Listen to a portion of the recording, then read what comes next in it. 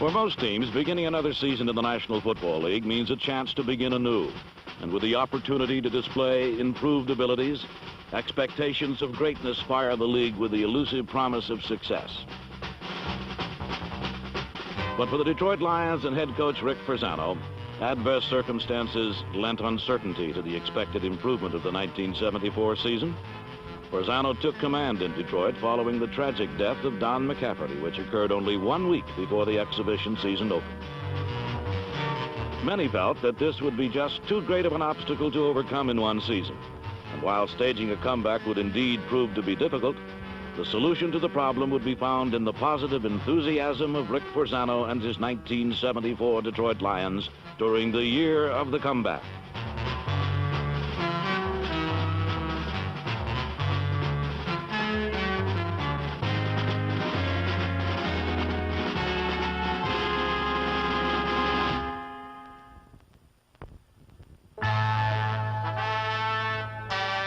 Following a loss in Week 1 to Chicago, the Lions opened their 1974 home campaign by giving the Minnesota Vikings a taste of their own medicine. It's called defense.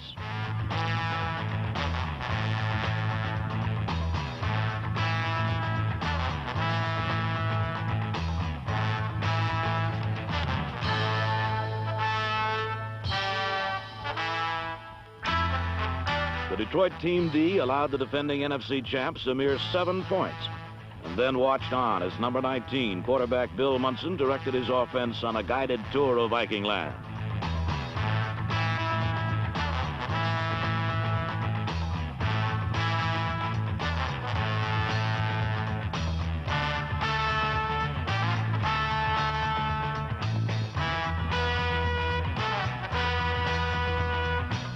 Altie Taylor and Steve Owens bulled Munson's expedition to the Minnesota 1-yard line.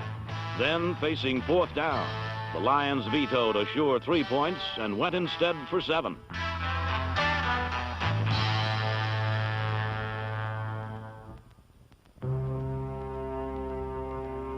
Detroit failed on 4th down to punch it in, and the result was devastating, as the best they could manage were 2 field goals in a 7-6 loss to the Vikings.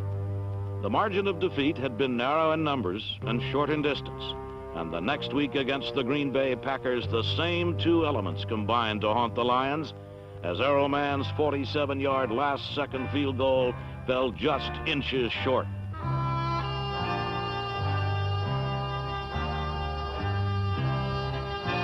The Packers escaped with a 2-point victory, while Detroit absorbed its 3rd consecutive defeat of the season. Through the losses, the Lions' defense had played well and had continued to do so in Week 4 against the Los Angeles Rams.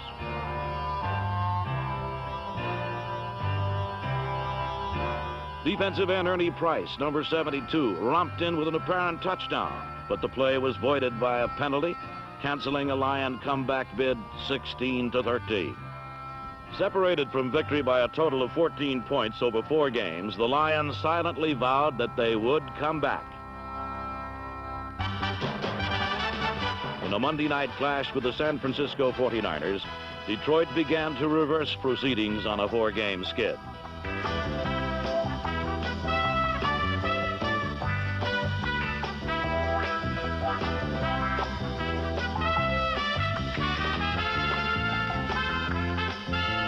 Mixing an occasional big play with the power bursts of fullback Steve Owens, number 36, the offense mounted time-consuming marches en route to the 49er end zone.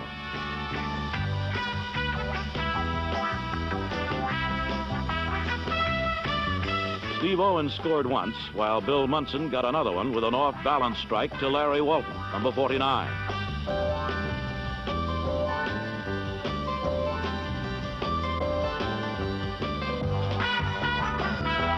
Walton's catch between 2 49er defensemen gave the Lions a lead that San Francisco would never catch.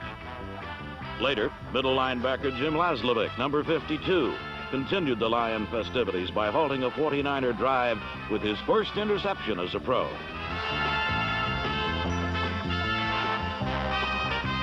Laslovic and linebacker Charlie Weaver each picked off one, as did second-year sensation Levi Johnson, number 23.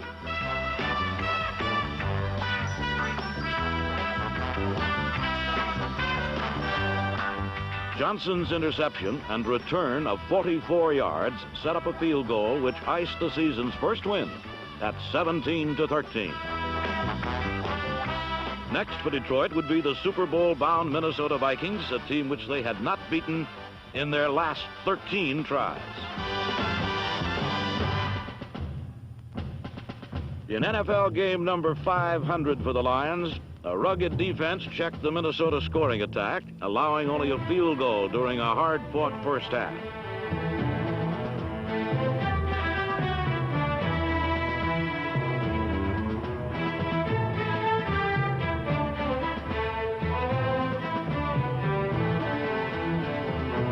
With its defense displaying solid form, the Lions' offense purred smoothly on the passes of Bill Munson and the runs of number 42, Altie Taylor.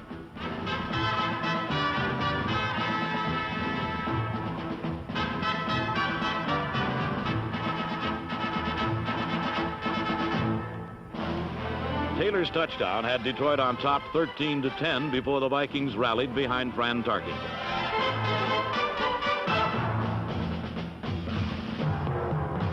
Now trailing by 3 points in the fourth quarter, all Detroit hopes rested on number 19, Bill Munson, and his ability to move the club.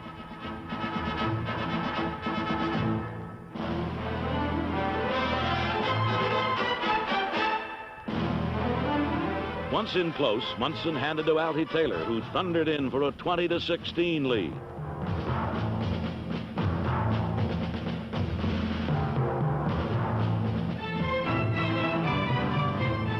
However, displaying the poise that has won them 2 consecutive NFC titles, the Vikings again threatened, and Detroit was badly in need of a big play to preserve the win.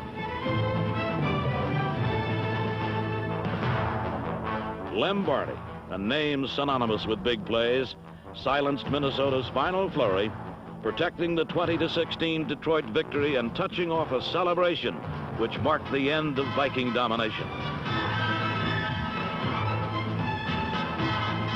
Because of the victory, Rick Fasano awarded his club the right to wear white shoes and mustaches. And without question, the same club which many had completely counted out had now completed step number 2 of the comeback.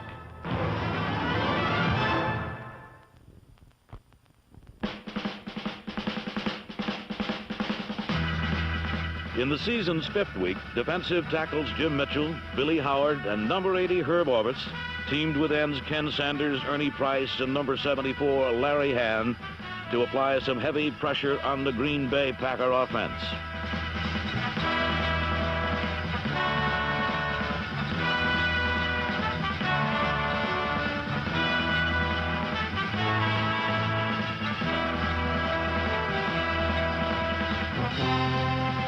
Supporting the down linemen were 3 top-notch linebackers. The middle was ably manned by second-year pro Jim Laslovic, number 52, while the outside was guarded by number 59, Charlie Weaver, and old pro Paul Dumoff, number 50.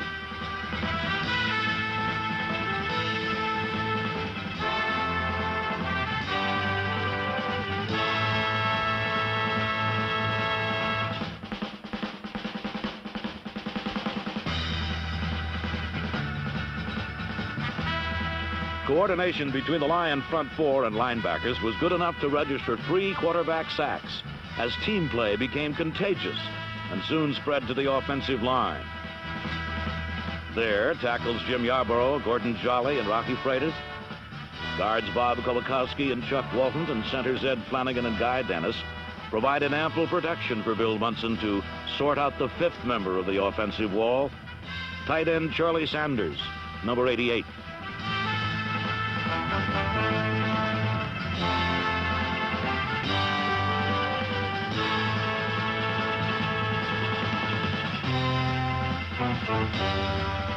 Sanders recorded a personal high of 146 yards while also scoring Detroit's first touchdown.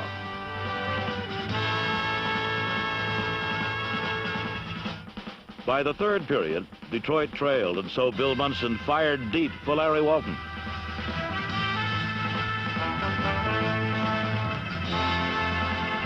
Walton's super reception brought the Lions back, but then down by a single point, and with less than 30 seconds remaining, Bill Munson found the sure-handed Charlie Sanders gaining good field position.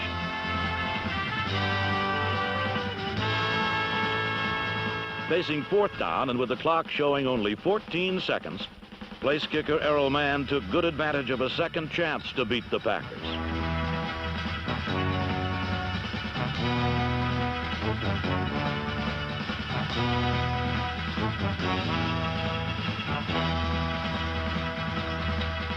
From 41 yards out, Mann's kick was true, avenging the near miss which had in week 2 cost the Lions a victory, and Detroit had won the rematch 19-17.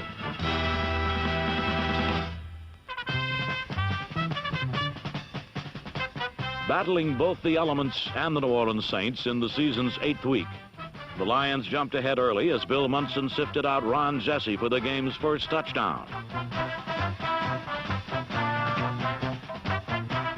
Jesse's score was protected as a 3-interception performance by the Detroit secondary all but silenced the Saints. Thefts by number 47, Charlie West, and Lem Barney greatly contributed to the New Orleans frustration, but the most irritating Lion on the field was cornerback Levi Johnson, who returned a botched New Orleans field goal 78 yards for a touchdown. Detroit's 19-14 win was their 4th in a row. And once again, Coach Jerry Glanville's special teams had been instrumental in shaping the Detroit comeback of '74. Tabbed as too little to play in the National Football League, special teamer Jimmy Too Small Jones quickly established that size can be deceptive.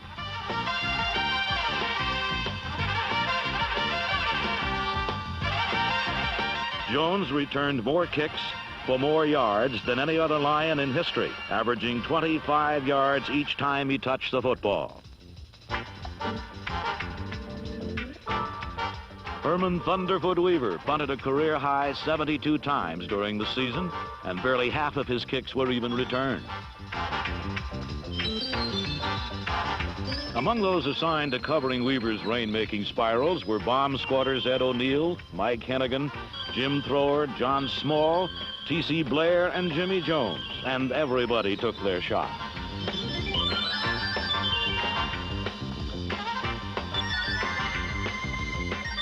When it came to blocking punts, none matched the Lions' efforts, as the Big Blue led the NFL in blocked punts and all but took the fun out of the kicking game for opposing kickers.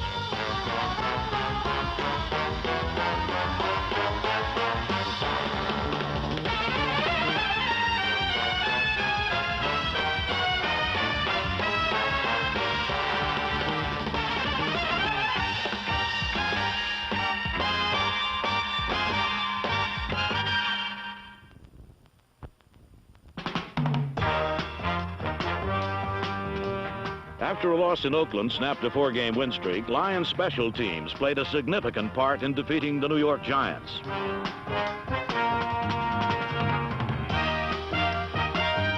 The blocked punt set up Detroit's first touchdown, which came on the legs of Bill Munson.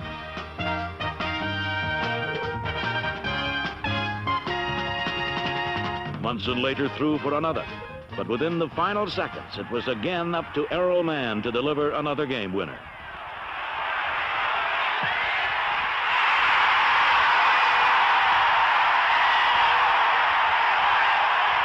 Errol Mann's 37-yard field goal was the result of excellent coordination between center Fred Rothwell and holder Sam Wyche. And Detroit claimed another close one, 20-19.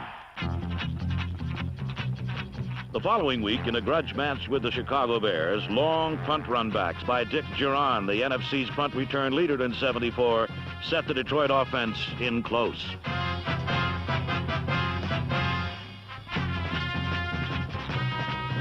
Then, following a shoulder separation which ended quarterback Bill Munson's season, number 11, Greg Landry, took over.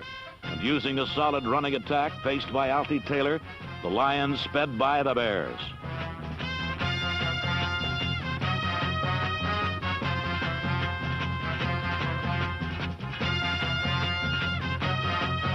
Taylor, Jimmy Jones, and Steve Owens all scored.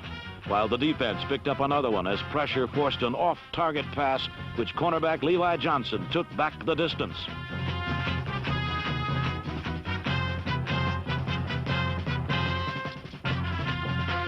Detroit handed Chicago a 34-17 whipping, pulling them above the 500 mark for the first time this season.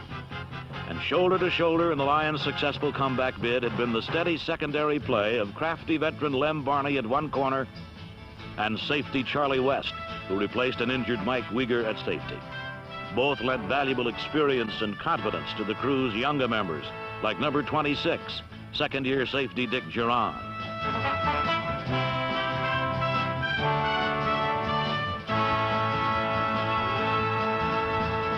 Giron logged more playing time than any other Lion, while also making his first appearance in the Pro Bowl.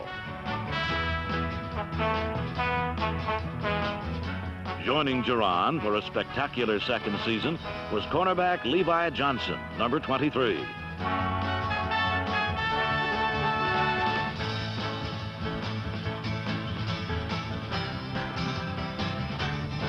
Johnson led the team in interceptions with 5 and fit in nicely with a defensive unit that truly loved to turn people around.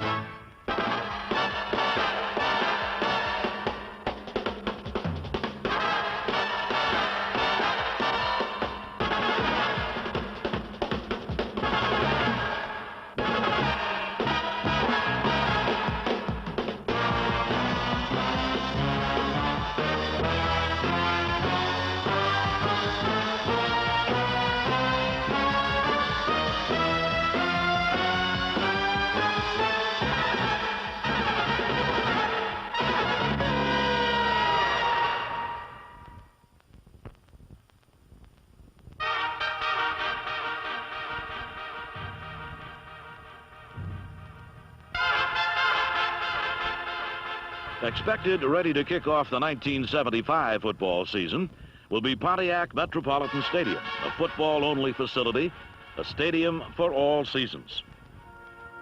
Built at a cost of $42 million by the city of Pontiac, the mammoth structure will seat 80,000, and by the 1976 season will support a Teflon air-inflated roof, thus providing fans with the utmost in year-round climate-controlled comfort.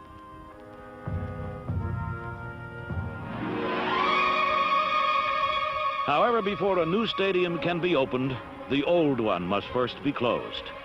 And filing down the narrow tunnel of Tiger Stadium for perhaps the last time, the Detroit Lions would be facing the Denver Broncos on the snow-softened turf of a Thanksgiving Day afternoon.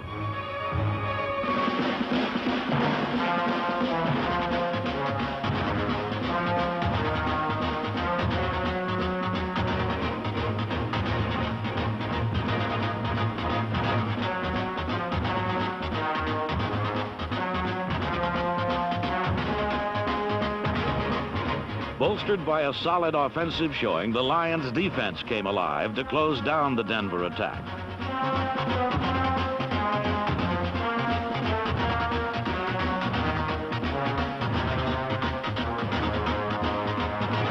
The Big D took good advantage of a Bronco miscue, and the result was a halftime lead.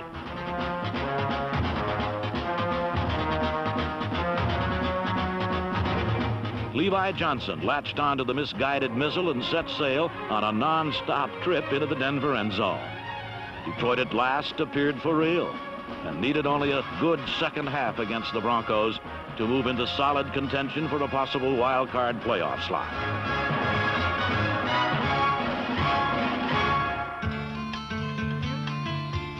But the second half of the Denver contest brought only frustration and pain to the Detroit Lions. On the longest run of his career, Steve Owens suffered a painful knee injury that finished his season.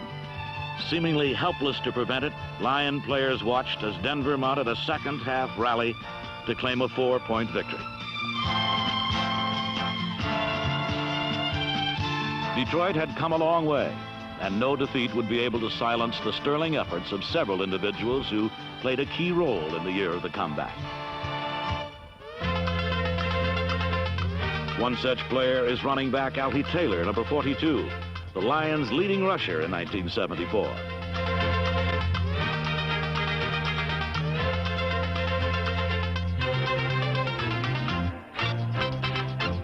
Taylor holds the Detroit rushing attempt record and is closing fast on the all-time Lion rushing yard record, presently held by Nick Petrosanti.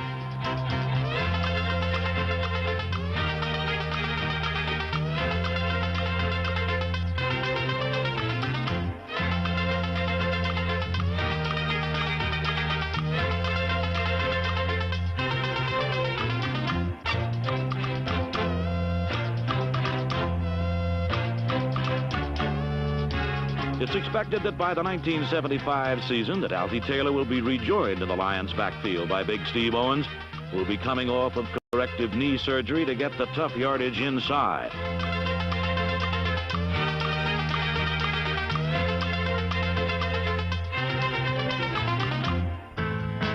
The Lions' most valuable offensive player was quarterback Bill Munson, number 19. The 11-year veteran won the starter's job in preseason with pinpoint passing, and it carried over and figured heavily in the Lions' comeback year of '74. Claiming his finest season since 1968, Munson frequently used the good hands of Larry Walton, number 49, to pick the opposition apart.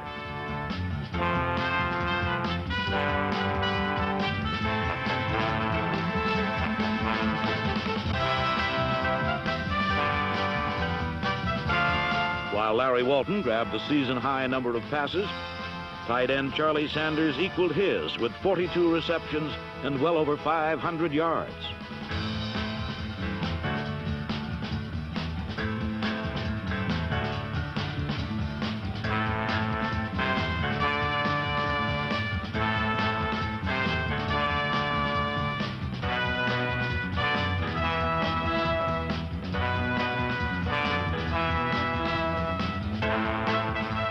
Sanders' performance earned him a trip to the Pro Bowl. However, when Bill Munson was looking for the big, quick strike over the middle, he was generally searching for and finding speedster Ron Jesse, number 89.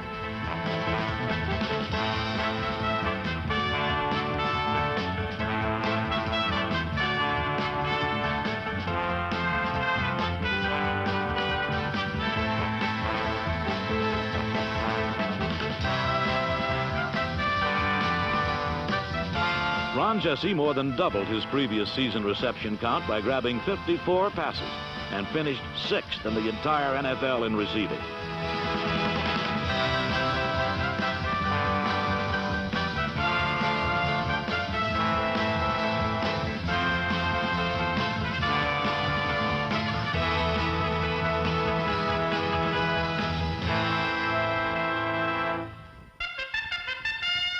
Week 13 found the Lions in Cincinnati for a confrontation with the Bengals. And when the visitors needed an opening score, it was the elusive number 89, Ron Jesse, who did the honors.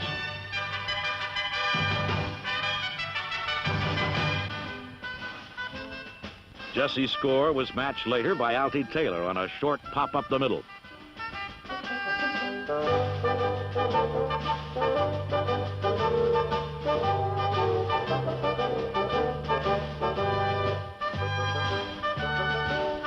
Under the steady guidance of Greg Landry, the Lions had moved in for 2 touchdowns, and then the defense made it appear as though it might be enough.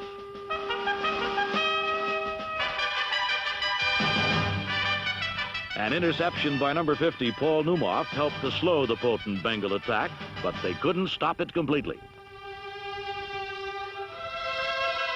Within the final 2 minutes of play, a Bengal touchdown gave them the lead, 19-16, and the Lion cause seemed lost. However, with 53 yards separating the Lions from victory and with only 45 seconds left in which to do it, Detroit began to work its comeback magic.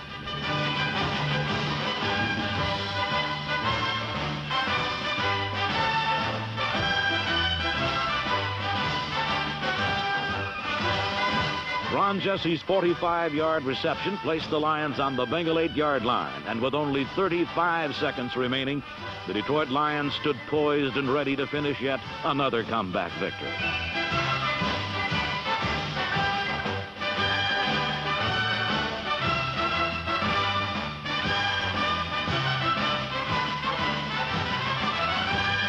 Charlie Sanders grabbed Greg Landry's game clincher, then shared the spike with Ron Jesse, as Detroit had earned the right to celebrate a team victory 23-19 a win which assured them of a .500 season.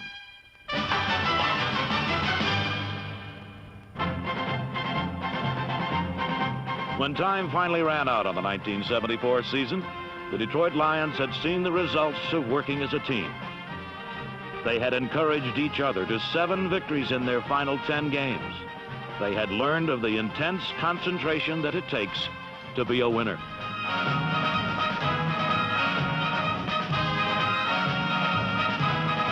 But of all of the lessons learned in the year of the comeback, none was more valuable than that of learning how to win. And with this basic yet difficult exercise now behind them, 1975 promises even greater accomplishments for the Detroit Lions.